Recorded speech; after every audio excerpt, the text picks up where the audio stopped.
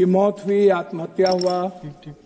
एक तरफ किसान है, एक तरफ मणिपुर है, एक तरफ पूरे देश में नीट से लेकर के सभी तरह के एग्जामिनेशन पेपर का लीकआउट है और लगातार बच्चों पर जुल्म, बच्चों पर केस, बच्चों जो आईएएस बनेंगे, जो देश का निर्माण करेंगे, उनके पेपर लीकआउट हो।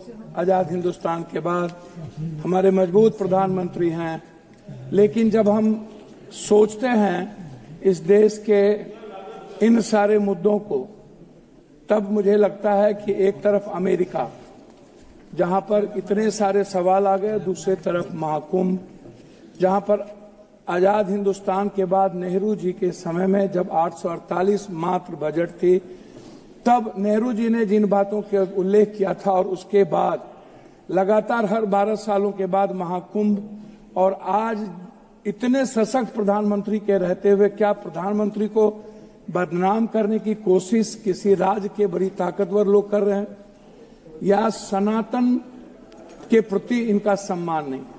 तो सशक्त भारत की बात यदि आती है तो बगल में हमारा कोई भी पड़ोसी देश रास्ते देने को तैयार नहीं है, हमारे साथ व्यापार करने को तैयार नहीं है। जो डेवलप कंट्री है, वियतनाम, ताइवान से लेकर के सब चाइना के साथ जा चुका है।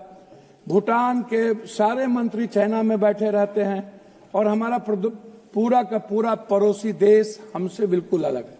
मैं याद दिलाऊंगा, 2-3 million people living India every year, 8 lakh के लगभग जब हमारे इतने सशक्त और 11 बार बजट पेश हुआ तो 8 से 9 लाख लगभग professional like see under threats of agencies possible brain draining. मैं नो रिलैक्सेशन और tax reason more than 30% people ITR in old scheme discouraging investment and saving.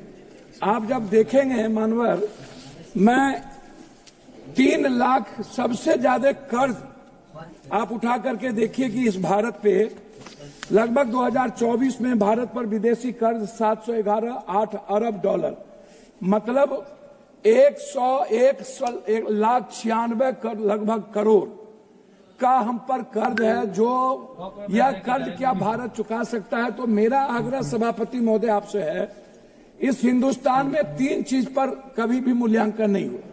एक है जितने मंदिर, गुरुद्वारे, चर्च, मस्जिद हैं, हम एक मंदिर की बात करें, गुरुद्वारा और चर्च और मस्जिद की बात छोड़ दें तो 3.5 से 4 लाख करोड़ रुपया मंदिर में डिपॉजिट है। गुरुद्वारे अलग है, अन्य मंदिर अलग है, अन्य चीज अलग है। क्या हम उस पैसे पर जो जिस कर्ज है आज, क्या हमारा वित्त मंत्री उस पैसे पर कोई निगरानी नहीं रखता? क्या उस पर कोई टैक्सेस की बात नहीं आती? 2 दिन का खाना खिला करके क्या हम उसको पूरी फ्रीडम दे देंगे? दूसरी तरफ जितने बाबा लोग हैं इस हिंदुस्तान में, किसी के पास 2000 करोड़ का है, 10,000 करोड़ का है, वो लोग जो फंडिंग रेज किए हैं उनको जिस तरीके से अकूट, आप यदि मैं सब बाबा का नाम नहीं ले पाऊंगा क्योंकि सभापति महोदय आप भी समझते हैं कि हिंदुस्तान में मतलब फकीरी और अमीरी ये दोनों में मजा है।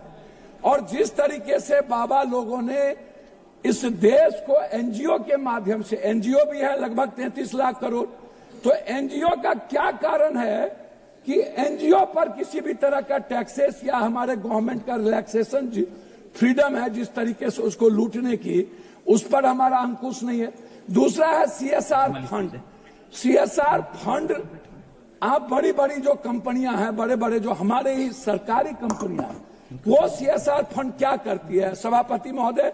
वो कहां लगाता है, किसको देता है, किस MP के क्षेत्र में बात करके? अध्यक्ष सभापति महोदय बात तो करने दिया, हम इतना 9 बार तब कारण मेरा कुछ नहीं कहना। अध्यक्ष महोदय, नोटबंदी के बाद आप उठा के देखिए 16.99 लाख करोड़ डिमोनेटाइजेशन का मामला था और उसके पहले 35.99 लाख करोड़ का था, आज भी 35.99 लाख करोड़ का है। कितने लोग मरे? यदि आप घंटी बजा दिए हैं तो मैं बोल नहीं पाऊंगा। मेरा सिर्फ रिक्वेस्ट आपसे इतने है अध्यक्ष महोदय, मैं सब कुछ रख देता हूं, मैं आता हूं हेल्थ और एजुकेशन पे, मैं वहां रख दूं, ठीक है? मैं आता हूं हेल्थ और एजुकेशन पर अध्यक्ष महोदय आपसे, हमें आप एक बात बताइए कि इस बजट में है